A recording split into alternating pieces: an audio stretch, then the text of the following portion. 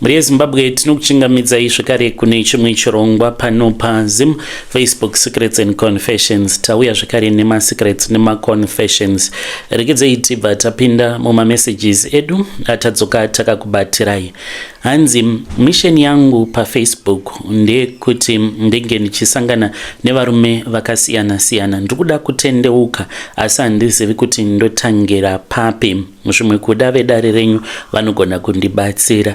Makadi yenyu mukomanashi vigaiwo chitupa changu ini ndichazvidaidza ndichiti Ana ndiri mudzimai uye zvakare ndine makore 33 years ekuberekwa. Pari zvino ndiri kugara muno muJohannesburg. Ndiri kunyora nyaya yangu iyi nekuti hana yangu yakaremerwa. Handina umwe munhu wandinogona kukurukura naye.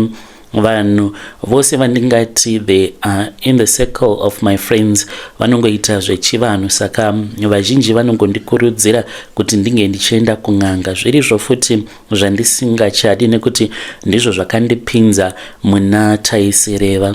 Kuzotanga kuita izvi zvemanjuzu mukoma ndakazvitangira ndiri munomuwo muSouth Africa. Ndakange ndichidawo kungodzidza zvechivanhu, kunzwisisa zvekare kuti chii chinonzi chivanhu. Upenyu hwandiri kurarama handichatodi kuramba ndichirarama upenyu hwakadai zvekare. Ndiri kutya kuti ndinogona kuzodzipwa nenjuzu idzi ndakarara ndiri kuhope, nekuti ndakatopiwa warning nomwe muprofita akati one day uri kungomuka wakafa iwe because njuzu dzako dziri kuda kukudzipa nekuti wava kunyanya kutaurisa stereki. Kuti ndenge ndichizonzi ndaita zvemanjuzu zvakatanga mugore ra2023. Pane imwe nyaya yandakaona paYouTube kwakange kuchenzi kune njuzu dzaonekwa. Saka ndakangotanga kuva very interested mazviri. Ndini uyo ndikatanga kuda kunyatsokunzwisisa about matopics enjuzu. Saka kwedu zvinoratidza kuti zvainge zvagara zviriko. Madzitete angu vaita zvemanjuzu izvi. Saka ndakatanga kurota madzitete angu. Zvino ndakange ndisina munhu aikwanisa kunditsanangurira hope. Ndakabva ndachizopinda mune rimwe group paWhatsApp rainge rakanzi kudzidzisana nzira dzechivanhu. Ndapindamo ndakataura nyaya yangu. Vanogona kuona vakati vainge vachiona kuti pandiri painge paine mweya wemanjuzu akanaka. Ndichati ndikudzoserei kumashure zvishoma. Kunyangwe kwedu kuchinzi kune manjuzu akanaka, but madzitete angu ose vakafa vari varombo. Vakamboita mari but vakazofa vari varombo vekupedzisira. Vaingoitawo zvekungopinda mumabhawa. Baba vangu kunyangwe vainge vachinzi vainge vaine zvipo zvavo zvavainge vainazvo, but mukoma nenhamo yatakaona ndakakurira mumhuri yevarombo. Baba vangu vainge vari munhu aingoswerera kutevedzera ndari nemashabhini. Amai ndikangoti ndivo vakatotirera. Saka ndakakura ndichiziva kuti chii chinonzi urombo. Pandakatanga kunzwa nezvemanjuzu izvi ndichizwa kuti manjuzu anogona kuita kuti unge uchizoita mari, unge uchizova mupfumi, kutowana murume ane mari. Ndakabva ndazvipira kuti ini nerimwe ramazuva ndinoda kuti ndige ndichizonzi ndaita mari, kusanganisira nesituation yangu yakandiunza muno muJoni. Zvakaitika mukoma ndezvekudai. Pandakauya kuno kuSouth Africa ndichitanga kushanda, ndaingoshandawo zvimapiece job kuti ndinge ndichiwanawo mari. Kazhinji kacho mari dzimwe dzataiwana taikwanisa kungobhadhara marentals, chikafu, then zvobva zvatovharana unless kana ukazoita zvemaboyfriend. Saka ndiri mugrupu iroro ndiri zvechivanhu, pano mumwe murume akajoina group. Ajoina group iri yakabva aposta link. Vanhu vakatumutsiura vakati aiwaka munomu tinoda zvinhu zvinenge zviine order, but link kana ratosendwa rinenge ratosendwa. Saka pane vamwe vakazotanga kupinda mugroup muya. Vamwe vandaitaura navo kuinbox, vamwe vakadzi. Ndakazokumbira link ndikati ko link nganicharione aufa. Vakange vandiudza kuti mainge muinewo vaita zvemanjuzu vari maNigerian, maSouth African. Ndikangoti Africa yose. Ndikati ndoda kumbopindamo ndinge ndichiziva kuti kune mamwe macultures zvemanjuzu zvinombonyatso kufamba sei. Saka ndakabva ndachizokumbirirwa link kuna admin. izvi zvakatora mazuva kuti ndinge ndichizokwanisa kupiwa link. Ndapiwa link ndakabva ndachizopinda mugroup muya. Ndapinda mugroup ndakaona kuti makange muine marudzi akasiyana-siyana. Ndainge ndiri interested mumaNigerians ainge ari muSouth Africa. Variratidza kuva vari vanhu vane mari, famba nemotikari dzakanaka, vachingoposta mavideos vari mumahotels, vachigara mudzimba dzakanaka. Izvi zvakaita kuti ndinge ndichizoda kucommunicata neumwe wacho. Ndakabva ndachizotanga kucommunicata neumwe uyo wandakanzwa nezvake kuti akange achigara muKempton Park. Ndikabva ndamuudza kuti ndainge ndichida kuti andipewo access ekuti ndinge ndichizoita mari. Akanditi as long as usiri scammer tinogona kukubatsira. Saka akabva achizotanga kundidzidzisa mashandiro awo ainge achida kuti ndinge ndichizoita pafoni tisati tasangana personally. Akanditi basa rako ndere kuti unongogadzira maaccount akasiyana-siyana. Unofanira kuti unge uchitumidzira varume naked pictures ako wakavhara face. Murume wega anenge agona kuita masturbation tinenge tato muinitiator mukingdom yedu. By then ndakange ndisina basa nazvo kuti ikingdom yakaita sei. Chandaingokoshesa ipapo yainge iri mari yainge akandivimbisa kuti ainge achazondipa. Ndakazviita izvi mukomanashi.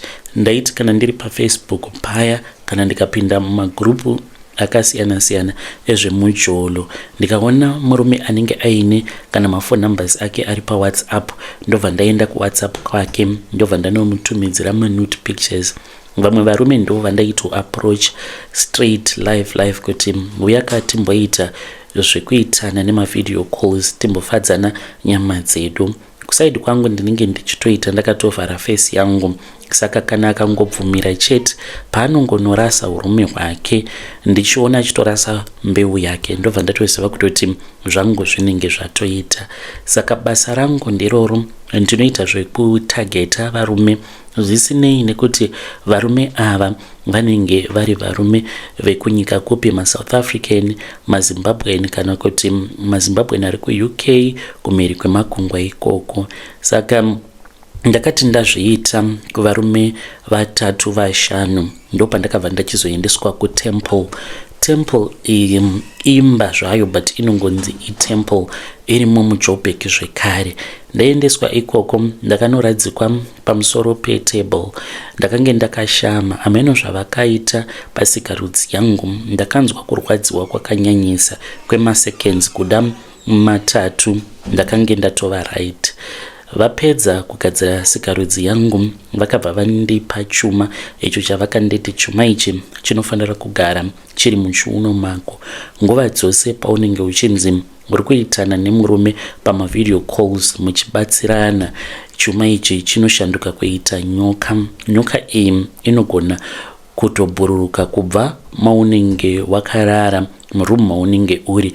Chuma ichocho chotoenda kana kuAmerica kunenge kuine murume uyo wandinenge ndichifadzana naye through mapono atinenge tichiita nemavideo calls. Saka murume iyeye panguva iyo yaanenge achizvitambisa nhengo yake anozogumisidzira ava kutonzwa sekunge atova mukati memunhukadzi achidzirwa. Izvo anenge achitoyamwiwa nenyoka chuma icho chandakapiwa. Saka ndakabva ndachizotanga kubhadharwa mari yakawanda kusvika pari nhasi ndiri munhu anotoraramawo kalife kake kanotodadisa. Muno muSouth Africa nditori nemotikari yangu yandiinayo. Kunyangwe hangu ndisina license, ndina driver uyo wandinoti kana ndichida kuenda kwandinenge ndichida kuenda anouya onditora ndofamba naye. Ndinotomubhadhara salary muSouth African. Basa rangu ndiroro. MaNigerian awa handizivi kuti vanenge vachida kuita sei neurume hwevarume avo vandinoitisana navo masturbation, vandinosangana navo paFacebook kana kuti kuWhatsApp. Ndo basa rangu randinoita. Ndiende kubasa ndinongoswera hangu ndakagara ndichiitisana masturbation nevarume vakasiyana-siyana. Handina kana chandinombovabhadharisa varume vose ava. Chiri kungondityisa mukomanashi ndechekuti dzimwe nguva ndinonzwa kuda kutendeuka Zvino ndinoti kana ndikada kupfugama kuti ndinge ndichitanga kunamata, ndinotanga kunzwa dzungu rakanyanyisa. Nerimwe zuva ndakatora foni yangu ndikabva ndadownloada aBible app. Kati ndadownloada this Bible app, ndakange ndakatogara pamba ndichiti nhasi ndoda kumboverengawo Bible, asi handina kuverenga kana chapter imwe chete zvayo. Foni yangu yakatanga kuita slow, so it was an Android. Ndikati maybe Android yagara ndo zvainoita. I had plenty of applications as well. So then ndakabva ndachizotora iPhone yangu, but izvi ndakazviita nerimwe zuva, not the same day. Ndakati ndadownloada aBible app kuApp Store, foni yangu yakatanga kupisa. Ndakati ndadeleta that Bible app, foni yangu ikabva yaita right. iPhone haisi foni inongofreeza for no reason. Handina kuziva kuti ndofunga kuti kudii. Panguva iyoyo ndainge ndatovhiringika ndichinzwa dzungu apa shungu dzangu, ndainge ndichida kungoverenga Bible because mumwoyo mangu ndaita sekunge pakange paine chinhu chainge chichindipusha kuti ndinge ndichingoverenga Bible chete. Saka ndakangoti I don't know kuti chii chiri kukonzeresa. After that mukoma handina kuzombogara ndakawana rugare zvekare because kuhope ndakaita nguva yakareba ndichingothreateniwa nevamwe vanhu vandaingosangana navo ndichifamba ndiri musango ndiri very confused. Vanhu vaivobva vati iwe toda kukuuraya because unonyanyisa kutaurisa stereke, unonyanyisa kuonesesa. Right now mukomanashi, I am just asking God to help me, but hazvisi nyore. Kunyange ndikada kupfugama so kuti ndinge ndichinamata, zvinozoitika ipapo munogona kundinzwira tsitsi. Ndinogona kana kutongofenta ndozotongomuka. Pandinomuka, when I check my phone ndichitarisa nguva, ndinobva ndatoona kuti ndinogona kunge ndatofenta for more than an hour. Apa ndinogara ndiri ndega. Zvino ndava kutya nekuti handizivi kuti chii chichazoitika kwandiri in the future. Kana muine munhu anogona kunamata zvemachokwadi, wamunoziva kuti munhu uyu kana mukanondisiya mumaoko ake anogona kundinamatira zvechokwadi, please assist me. Ndiri kutsvakawo nzira yandingazviponesa nayo because ndiri kutoda kutodzidza nezvaMwari, asi pekutangira ndipo pandisina. Mari, ndinopiwa mari yakanaka, ndinogara zvakanaka, but ndiri kuona kuti the devil does not care about your well-being. Muri yeZimbabwe ndo message iyo yandakatumidzirwa ichibva kuna vanzvadzi vedu, ngatitaurei navo mucomment section. Zvakangoma hazvo vedu we. Hanzi basa ravo vanongoita mavideo calls for free. Vanoita mavideo calls nevarume vachivaitisa hanzi zvemasturbation. That is how she makes her money. Hanzi urume hwacho havazivi kuti hunoendeswa kupi nawo maNigerian acho iwavo. Rekedza tibva taenda panyedu inotevera. Nyedu inotevera yakamira sekudai so.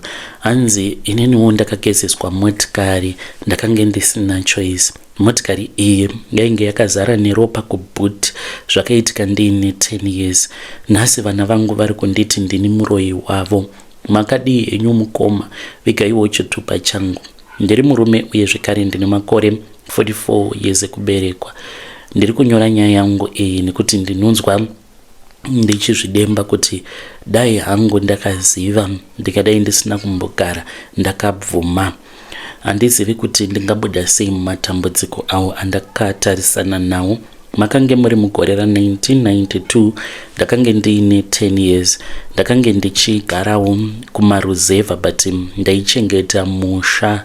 Saka ndakange ndakatotsvakirwawo basa neumwe wehukama kusaidhiri kwaamai because mhuri yedu takange tiri varombo vekupedzisira. Saka ndakange ndichifudza mombe dzapamba ipapo uye zvekare ndainge ndichingoitawo mabasa akasiyana siyana.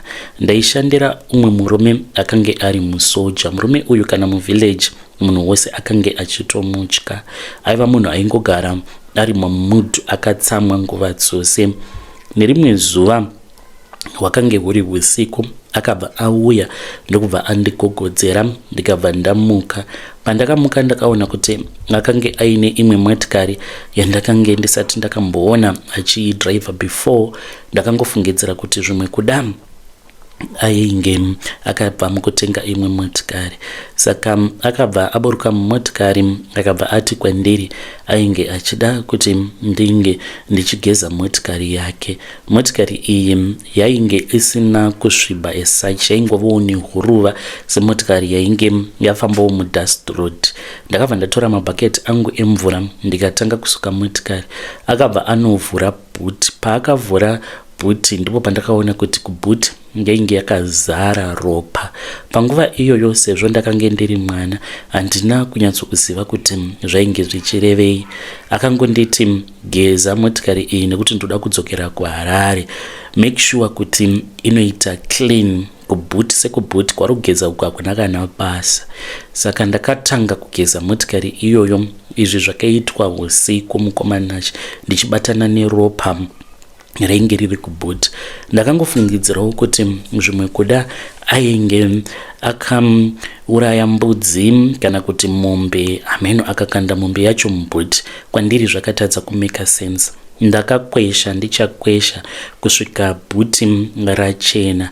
Then ndokubva achizotora motikari yake akadzokera kuHarare that very same night. Kuda ndakaita maawa maviri ndiri busy ndichingocleana kubhuti chete.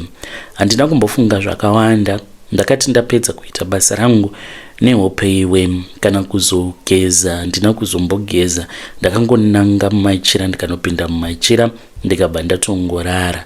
Nyaya iyi ndakangoti yainge yapera ndainge ndaita basa rangu. Ndakazokurawo ndikabva ndachizoroorawo mudzimai wangu ndikazosvikawo pakuitawo musha wangu. Right now ndigere pamba, asi vana vangu makore akati afamba. Vana vangu vakura vakatamira kumaguta. Hakuna mwana wangu ati aroora kana kuroorwa. Vose vana vangu vari 5 vandakaita, hakuna ati ava nemwana. Saka zvinhu zvaingogara vichingondinetsawo. Vana vangu ava vanongogara vachingorwara nguva nenguva, kungodzingwa mumabasa, kungovengewa, kungova sevanhu vakashoreka kana vari pane vamwe vanhu. Vana vangu ndaigara ndichitovakurudzira nderini kuti fambai endaiwo kumaprofita munge muchinonzwa kuti chii chiri kukonzeresa maproblems ose awo atiri kusangana nawo mumhuri. Saka vana vakazoti vatanga kufamba. Mukufamba kwavo kwavakaita, vana ndipo pavakaudzwa kuti baba venyu pane zvavari kukuvanzirai, zvavasiri kuda kukuudzai. Vana vakamboti zvimwe kuda maprofita ainge achingoda kungovapesanisa nababa vavo.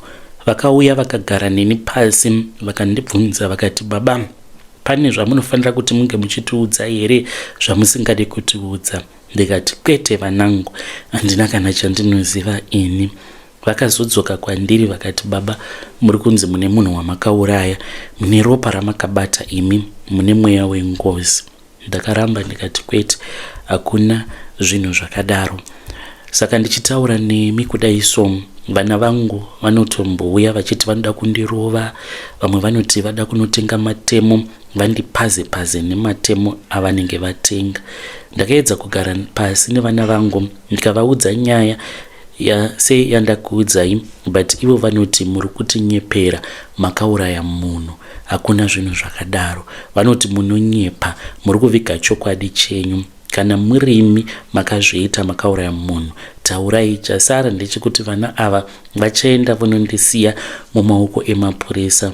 Iniwo pachezvangu vanototi ndakapandukirwa nezvidhoma zvangu pandakavaudza kuti neniwo ndiri kutotambudzika nokuti ndine dzimwe nguva idzo dzandinorota hope dzinondishamisa. Ndinorota ndichirohwa nemunhu wandinenge ndisingaoni.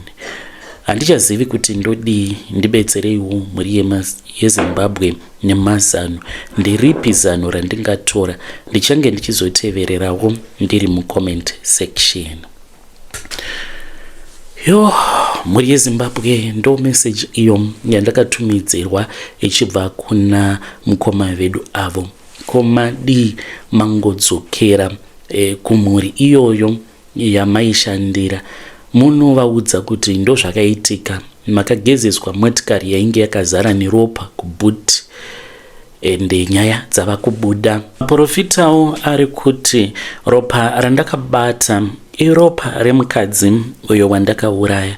Ndikuti kana ndikatanga kufunga nezvazvo pose pandinodzokera kumashure ndinorangarira kuti ndisati ndasiya basa, murungu wandainge ndichishandira aipota achimbondiudza chimwe chokwadi chake, but aindiudza achita sekunge anenge achida kungondinzwa. Akandiudza nerimwe zuva akati pane mumwe mukadzi uyo waakange achidanana naye. Mukadzi uyo akange achiita zvamaboyfriends ekuwanda, apa ainge achimudya mari yakawandisa. Saka pane pamwe apo paakazoenda kumba kwake ndokubva achizonomubata, akamubata red handed, ainge aine chikomba mumba, ende ndipo paakazosarudza kuti ange achizomuponda. Zvino zvose izvi zviri kutaurika, zviri kuzoti kana zvobuda kumaprofita zviri kubuda zvichinzi ndini ndakamuponda. Mukadzi iyeye akange ari girlfriend, munhu wandaifambidzana naye, but kuti ndeti ndakaita girlfriend ndichiri ne 12 years hazvigoneki. Mukoma, kana mukazoposta nyaya yangu muzondizivisa, ndichange ndichizotevererawo ndiri mucomment section. Handizivi kuti vana vangu ndingataura navo sei kuti vange vachizondibhilivha. Muri yeZimbabwe ndo message iyo yandakatumidzirwa ichibva kuna mukoma vedu. Ngatitaurei navo zvekare mucomment section, zvakangooma azvo vedu we.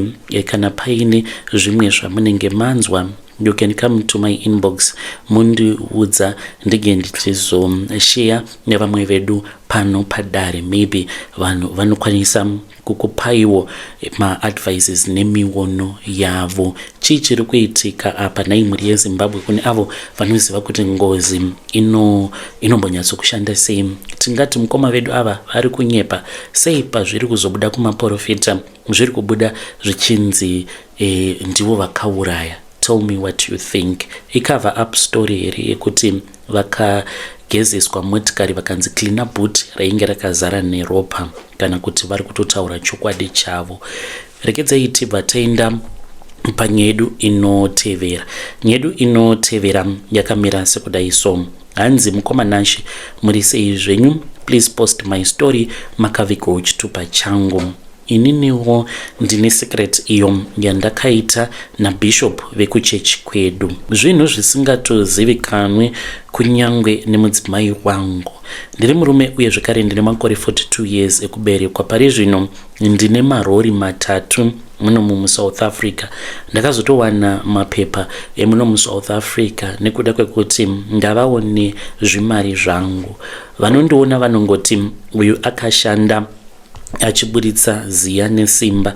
Hongu kushanda ndakashanda nesimba, asi pane chakavanzikawo icho chandakaita.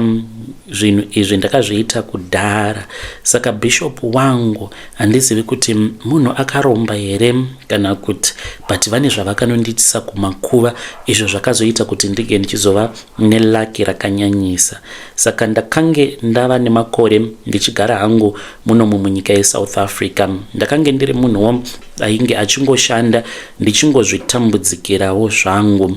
Saka ndakabva ndachizobatanawo nevamwe vanhu vaishandawo kumaplots kwandakange ndichishanda. Ndaigara muJoburg, but ndaiti from Monday up to Saturday ndinenge ndiri kumaplots, then Saturday kuzvitime then ndobva ndakwira ndobva ndauya zvangu kulocation kwainge kuchigara mudzimai wangu. Musi weSunday kana kuti Monday makuseni ndaimukira kwahiking spot ndobva ndaenda kubasa. Saka takazoti taronga nevamwe varume nevamwe vakadzi vekumaplots kuti tinge tichizoita zveround. Ndakaona kuti zvainge zvakanaka. Saka raundi yangu yakati yava kuda kunosvika, ndakabva ndachizoenda kwaBishop ndikanovaudza kuti ndainge ndava kuda kukandirwa mari. Ndaida kuti vange vachindinamatira kuitirawo kuti mari iyi painozonzi yava mumaoko mangu ndinge ndichizokwanisa kuzoitawo zvine musoro nemari iyoyo. Saka vakabva vanditi zvakanaka izvozvo, kana raundi yangu yainge yava kwandiri ndakange ndisingafaniri kuzoimhanyisa kuishandisa, ndaifanira kutanga ndaenda nayo kumba kwavo. Ndakati zvakanakai. Saka ndakazotevedzera izvo zvavainge vandiudza. Uri musi weFriday ndakapiwa mari dzangu nevanhu vandainge ndichishanda navo kumaplots. Musi weSaturday makuseni ndikamukira mutown. Ndichinosvika mulocation ndakabva ndaenda kumba kwaBishop.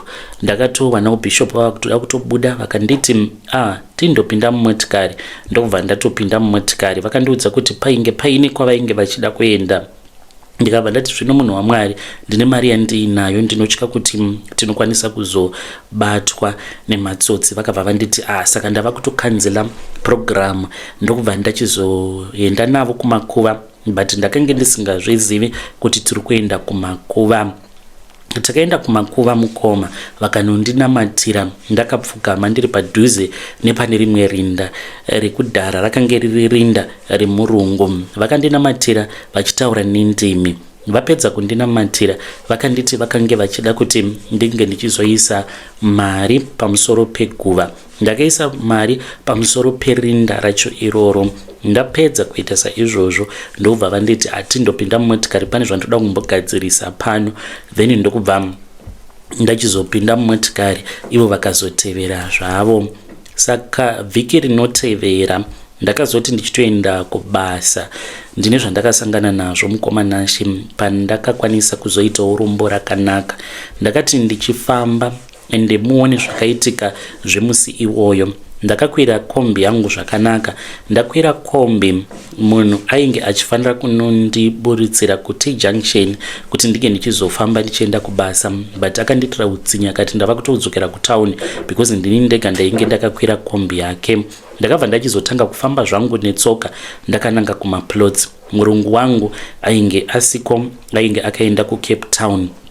Saka ndichifamba kudaro ndipo pandakabva ndichizoona imwe motikari yainge iri Prado yewhite yainge yakamira. Saka ndakati ndava kudarika pamotikari ndokubva ndichizoona kuti makange muine murungu ainge arimo. Ndakambotanga ndakamira nechekure ndokubva ndachizonyatso kucherechedza. Hana yangu yakarova because ndakatarisa ndikaona munhu ainge ari mumotikari airatidza sekunge akange ari munhu ainge atofa.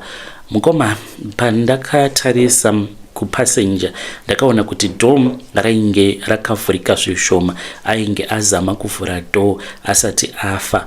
Ndakabva ndachizotsvaka chimuti ndokubva ndavhura door riya.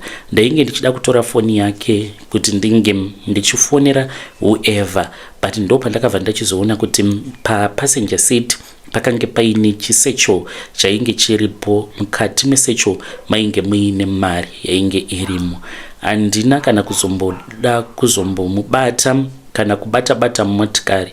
Ndakangokweva bhegi iroro nechitanda chandainge ndichishandisa ndokubva ndavhura zvakanaka ndikabva ndaona kuti zvechokwadi mubhegi makange makazara nemari.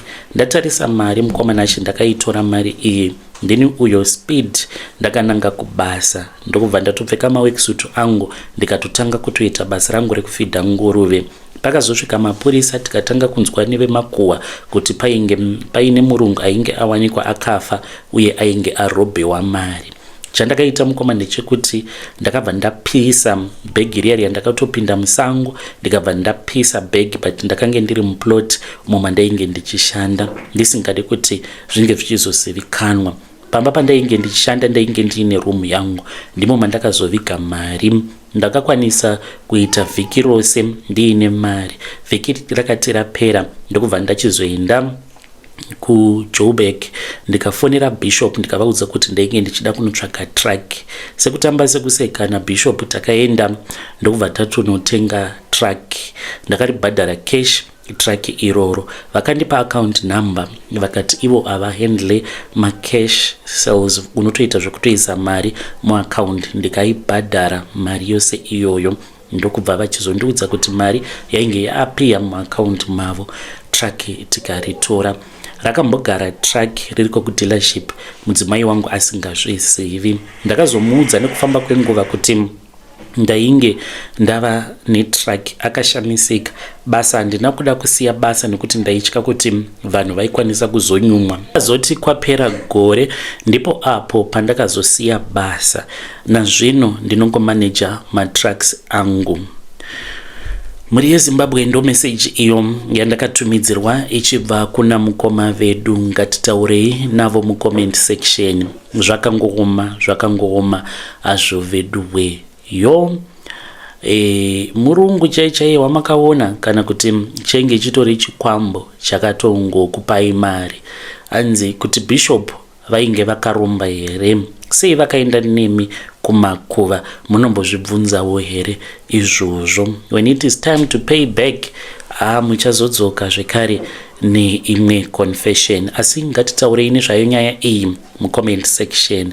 Vadiwa vateereri, thank you very much for liking and commenting on this video. Ngatisanganei zvekare mune zvimwe zvirongwa zvinotevera.